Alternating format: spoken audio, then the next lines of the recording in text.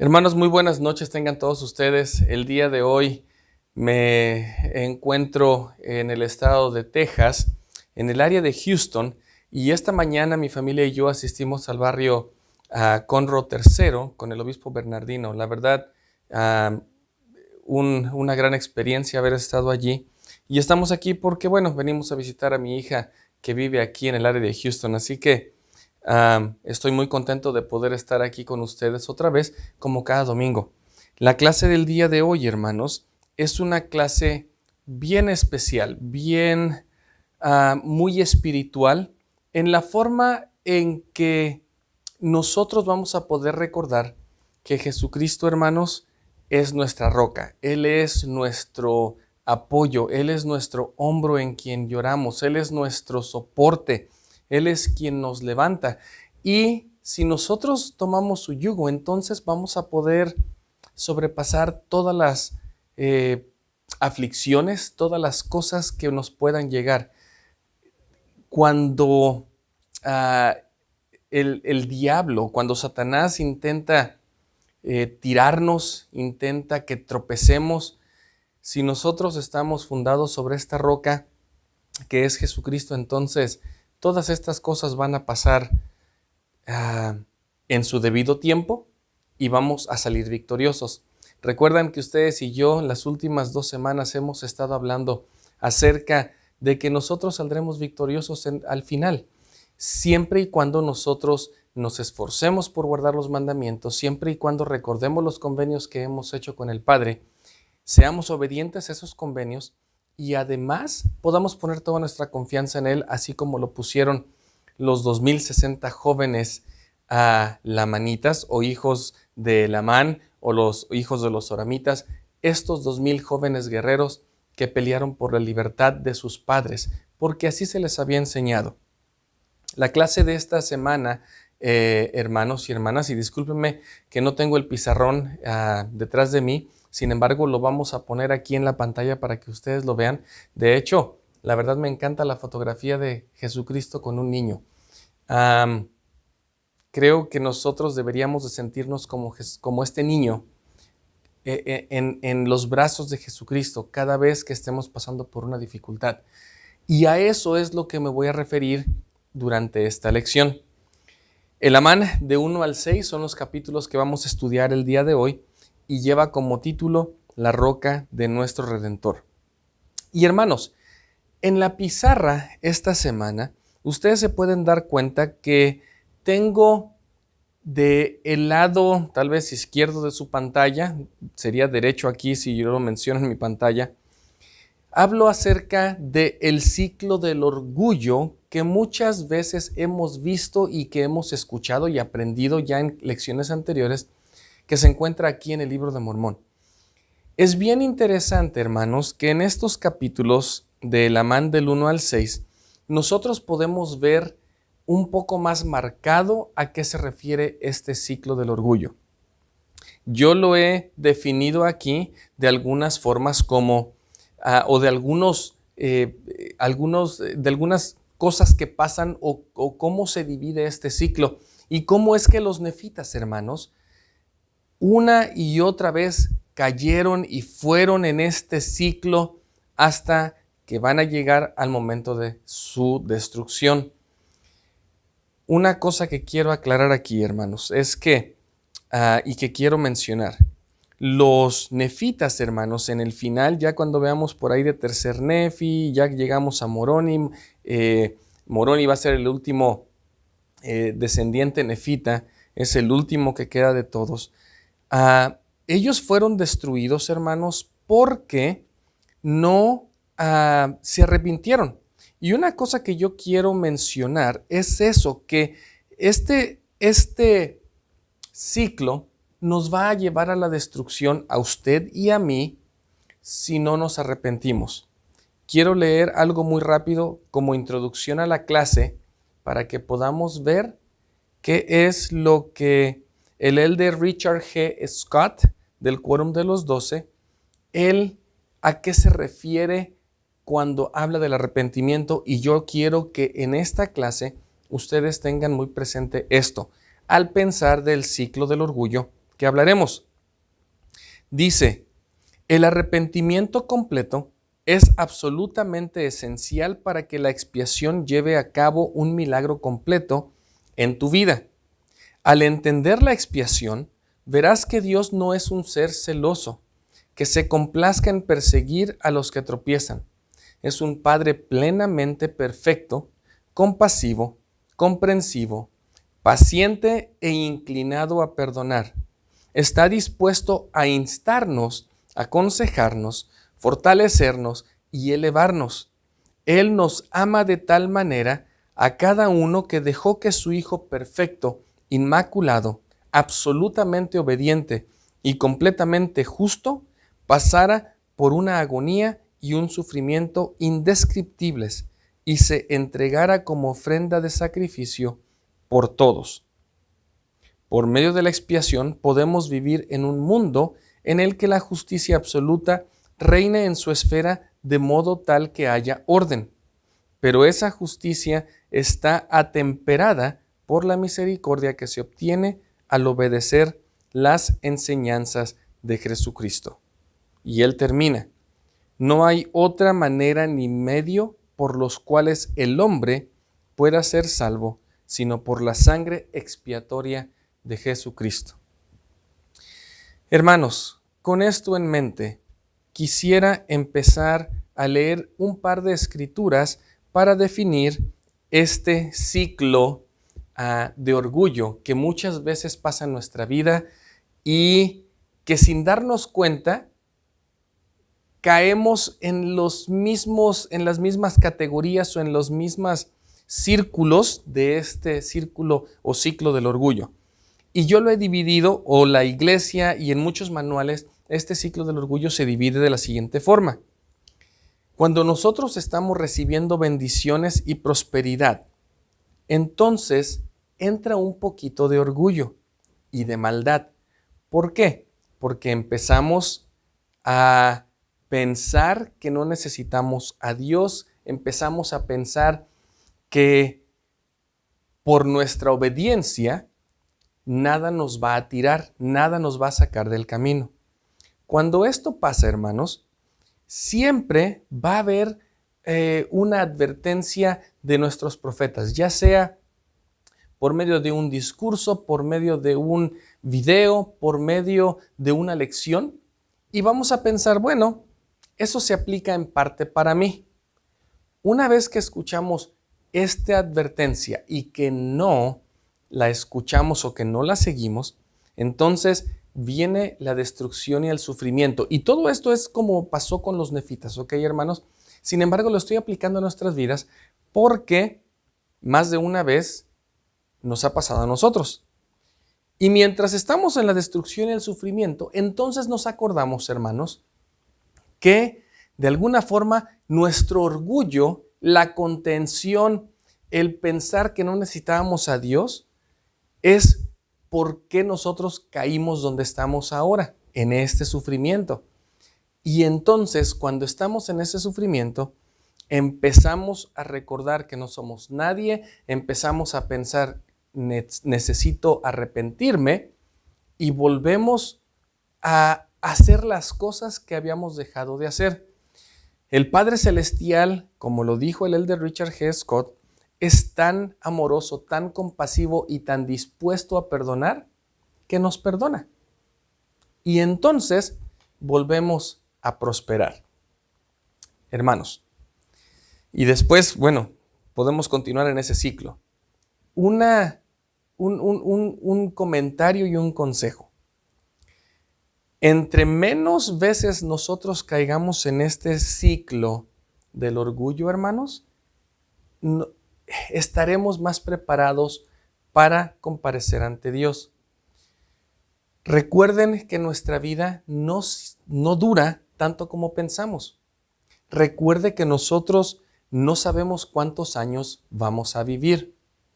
Así que cuando lleguemos a morir y cuando nos toque llegar a presentarnos en la presencia de Dios, yo espero, hermanos, que podamos estar en la parte que estamos recibiendo prosperidad y bendiciones, porque eso quiere decir que de alguna forma estamos siendo obedientes y estamos recordando las enseñanzas del Padre Celestial.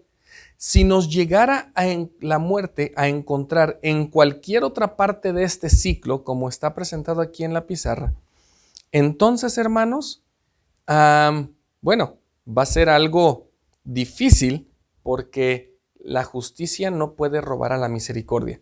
Y cuando digo en cualquier otra parte de este ciclo, tal vez si nos llegamos a encontrar en la parte del arrepentimiento y humildad, bueno, creo que entonces por lo menos nos estaremos esforzando por regresar a la senda. Pero fíjense lo que dice Elamán 3, 25 y 26. Voy a leer las escrituras rápido de este ciclo, hermanos, y después paso a la narración de los capítulos y terminamos con un video del Señor Jesucristo. Elamán 3, 25 y 26 para hablar acerca de las bendiciones y prosperidad. Y tan grande fue la prosperidad de la iglesia y tantas las bendiciones que se derramaron sobre el pueblo, que aún los propios sumos sacerdotes y maestros se maravillaron en extremo. Y aconteció que la obra del Señor prosperó a tal grado que se bautizaron muchas almas e ingresaron a la iglesia de Dios, sí, hasta decenas de miles. Ahora, si habláramos un poquito del orgullo y la maldad, en ese mismo capítulo de Elamán 3, empezamos a leer en el versículo 33, Elamán 3, 33, un poquito acerca del orgullo, que dice: Y en el año 51 del gobierno de los jueces, también hubo paz, con excepción del orgullo que empezó a insinuarse en la iglesia. Pero fíjense lo que dice aquí, no dentro de la iglesia de Dios, sino en el corazón de aquellos que profesaban pertenecer a ella. Hermanos, en Doctrina y Convenios 1, creo que 31 y 32 por ahí o algo así, dice que Dios está complacido con la iglesia colectivamente, mas no individualmente, porque la iglesia en su forma es perfecta. Los que somos imperfectos y los que dejamos entrar un poquito de orgullo en nuestros corazones, somos nosotros. Así que seamos cuidadosos. Versículo 34 de Elamán 3. Y se ensalzaron en el orgullo al grado de perseguir a muchos de sus hermanos. Y esta fue una iniquidad muy grande que hizo que la parte más humilde del pueblo sufriera grandes persecuciones y pasara muchas aflicciones. Una vez, hermanos, que estamos pasando por este orgullo, entonces viene un profeta y aunque no es parte de la clase, me voy a brincar a Elamán 7, versículos del 13 al 28, pero no lo voy a leer un par de ellos solamente, porque entonces aquí Nefi, que es hijo de Elamán, y como estaba haciendo su misión, él empieza a hablarles muchas cosas. Y el versículo 13 solamente voy a leerlo rápido de Elamán 7. Y sucedió que abrió su boca, Nefi, y les dijo: He aquí, ¿por qué razón os habéis congregado para que os hable de vuestras iniquidades? Wow. Versículo 14. Sí, porque he subido a mi torre para derramar mi alma a mi Dios a causa del gran pesar de mi corazón por motivo de vuestras iniquidades. Bueno, como lo mencioné, en este ciclo, alguien siempre nos va a hablar. Nuestro papá, nuestra mamá, nuestros hermanos, alguien siempre nos va a invitar. Sin embargo, si no escuchamos a los profetas, entonces viene una destrucción de la cual se habla en Elamán 4. Voy a leer versículos 1 y 2. Y sucedió que en el año 54 hubo muchas disensiones en la iglesia, y también hubo una contienda entre el pueblo, al grado de que se derramó mucha sangre. Y los rebeldes fueron muertos y echados de la tierra, y se fueron al rey de los lamanitas. Entonces, hermanos, cuando esto pasa, cuando este sufrimiento empieza a pasar y no sabemos qué hacer, de alguna forma recordamos, como dije hace rato, lo que deberíamos de estar haciendo.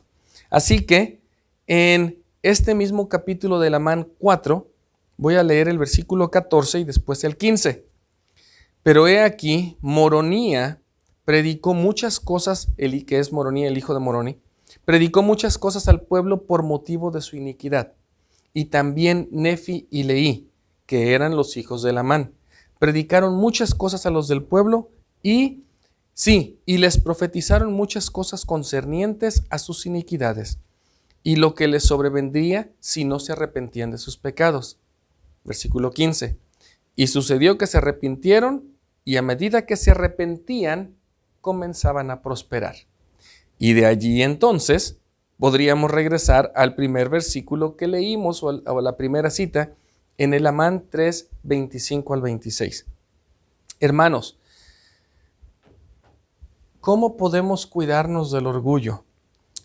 Hay una cita, y cuando digo de la cita de caer en este ciclo del orgullo, hay una cita, hermanos, del elder Joseph B. Wirthlin, del Quórum de los 12 Apóstoles, que dice que Satanás fomenta la contención, porque siempre que hay contención, hermanos, entre nosotros, entre nuestros hermanos, o nosotros queremos enojarnos con quien sea, con quien se nos atraviese en la calle cuando vamos manejando, es porque el orgullo ya ha empezado a sembrarse en nuestro corazón.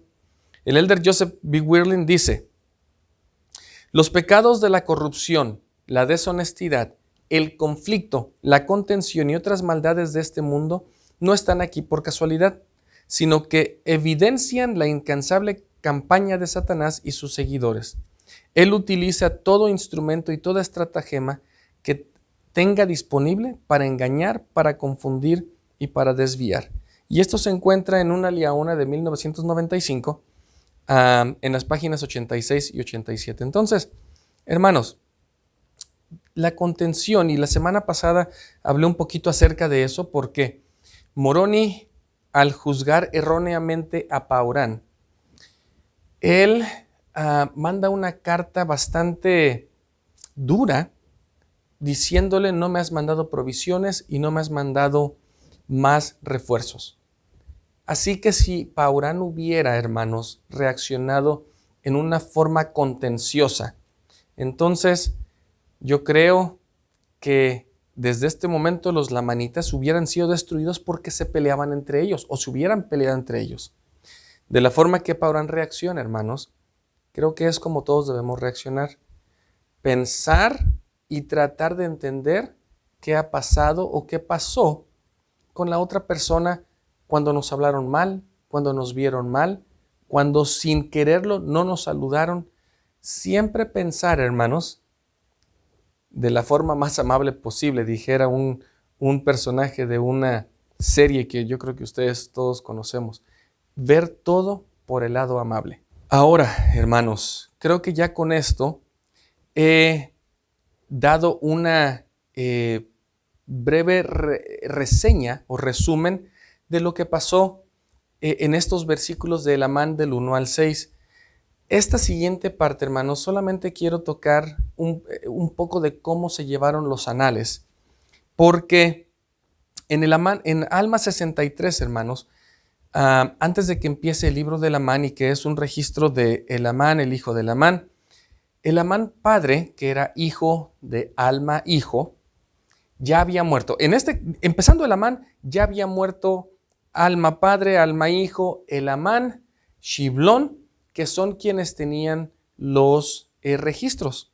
Sin embargo, después de que Elamán le entrega los registros a su hermano Shiblón, y eso se encuentra en Alma 63:1, Shiblón muere y se los entrega a su sobrino, a Elamán, hijo de Elamán.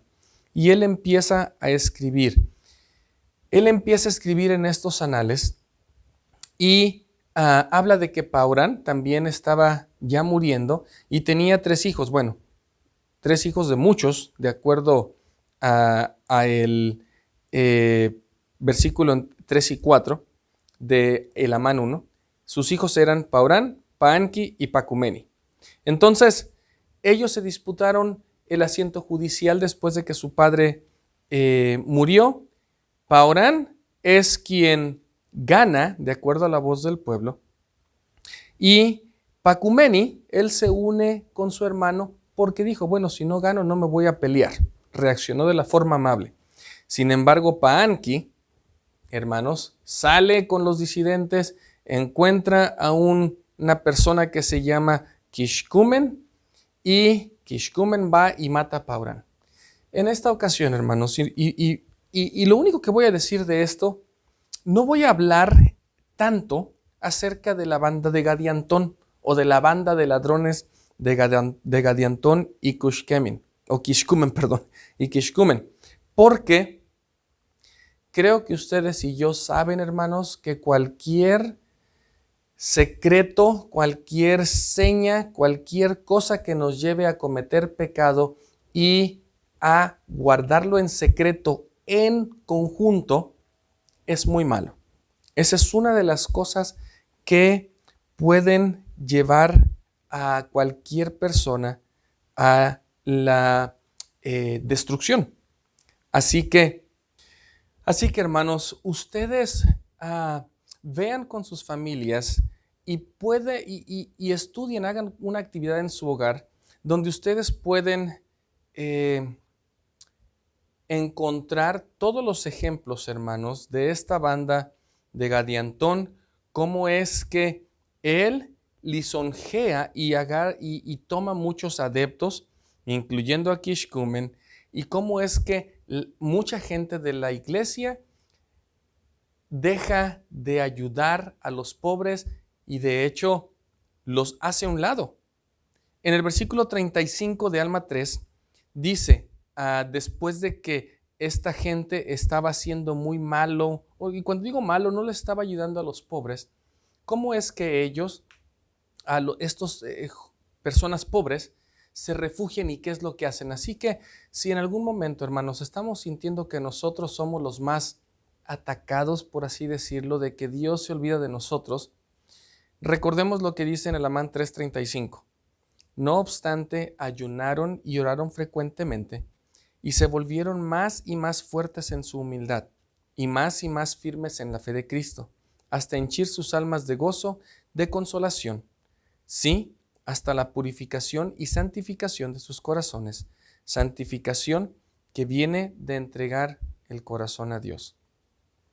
Así que, hermanos, yo quisiera que pudiéramos recordar estas palabras. Si estamos sintiendo que Dios nos ha dejado, y eso por parte de las personas que nos rodean, no porque Dios nos haya dejado, sino porque sentimos que la contención o que las envidias o lo que sea es muy grande en contra de nosotros, regresemos a Dios. Y ahora, hermanos, quiero tocar un versículo que tengo aquí en la pizarra, porque después de que Nefi deja el asiento judicial, se va a predicar con Leí, muchos se convierten al evangelio.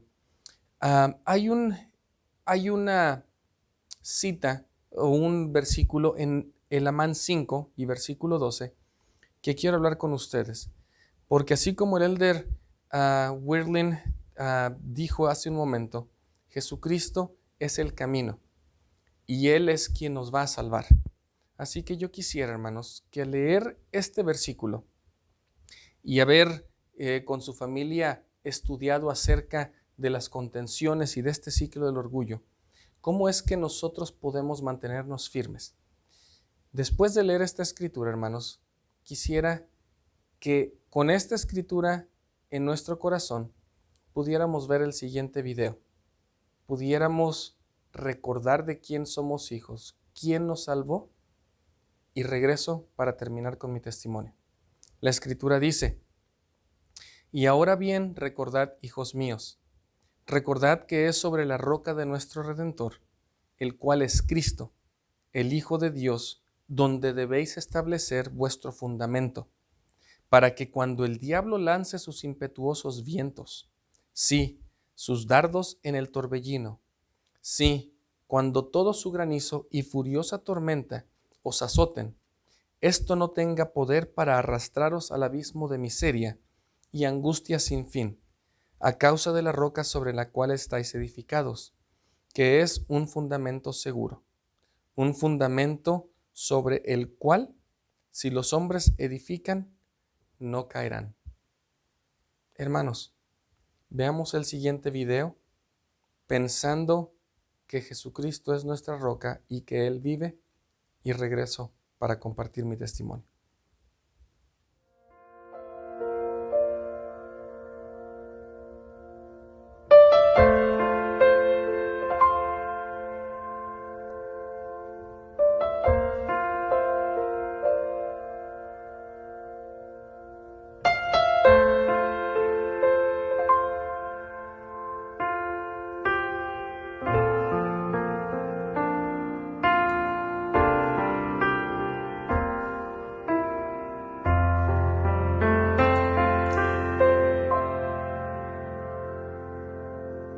Yo sé que vive mi Señor, consuelo es poder saber que vive aunque muerto fue. Y siempre su amor tendré. Él vive para bendecir y ante Dios por mí pedir. Él vive para sustentar y a mi alma alentar. Él vive para sostener y con su mano proteger. Él vive para escuchar y oídos a mis quejas dar.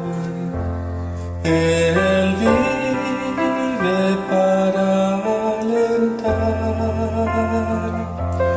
y mis angustias sosegar.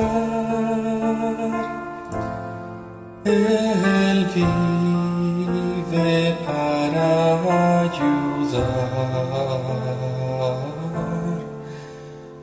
y a mi alma consolar.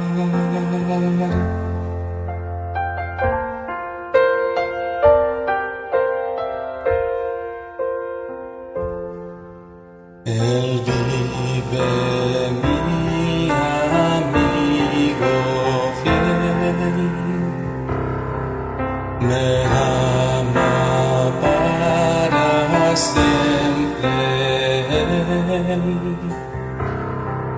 Él vive y siempre cantaré. Él vive mi Señor y Rey.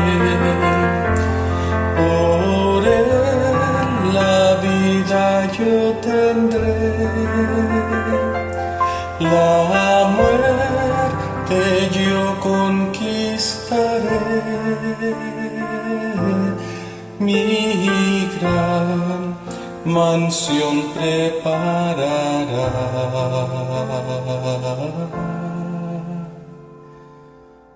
Y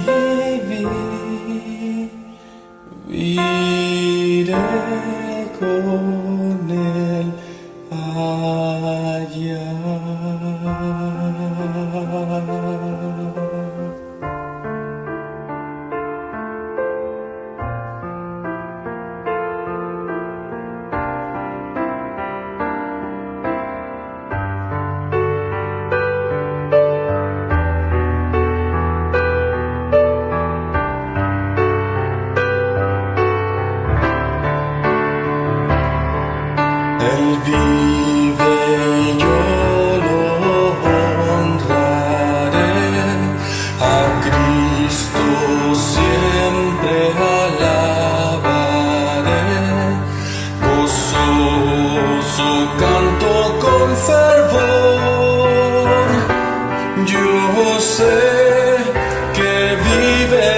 Señor.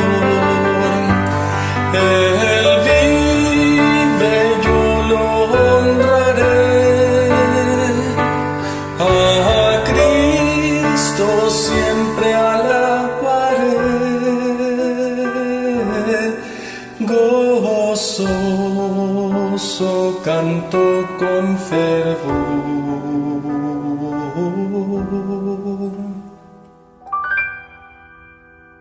Yo sé que vive mi Señor.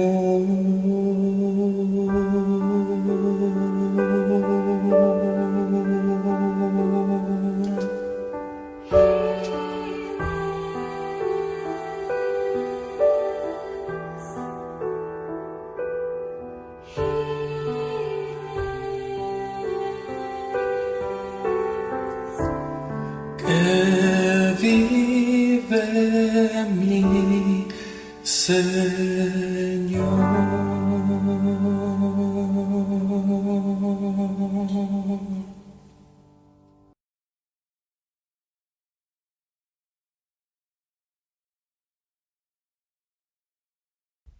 Hermanos y hermanas, yo sé que Jesucristo vive y que Él murió por mí y por usted.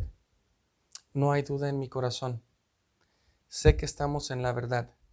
Sé que mientras nosotros permitamos que Jesucristo nos tenga en sus brazos, nuestras aflicciones, nuestras dificultades, las tormentas, torbellinos, los dardos que Satanás pueda lanzar contra nosotros, no nos derrumbarán.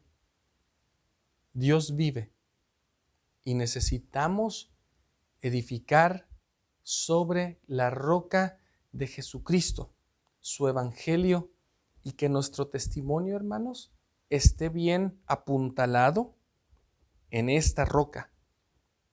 No dejemos, hermanos, que nada de las adversidades que pudieran venir nos vayan a derrumbar. Mi nombre es Pepe Valle, hermanos, y quiero decirles que aprecio mucho la oportunidad que me dan de compartir estos domingos y estas lecciones con ustedes. Dios vive. Jesucristo expió mis pecados y los suyos también. El libro de Mormón es la palabra de Dios y es el libro más correcto que se ha escrito sobre la faz de la tierra y es la clave de nuestra religión. Dios vive y Él nos ayudará y Él nos amparará. En el nombre de Jesucristo. Amén.